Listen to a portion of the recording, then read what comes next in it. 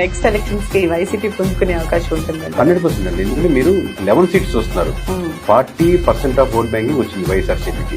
లక్షల మంది మనల్ని ప్రేమించిన కార్యకర్తలు, కోట్ల మంది మనకు అభిమానించే ఓటర్స్.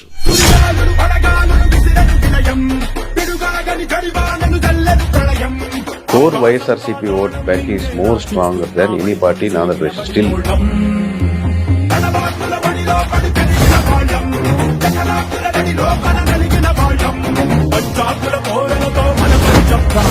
పోరాడి గెలిచిన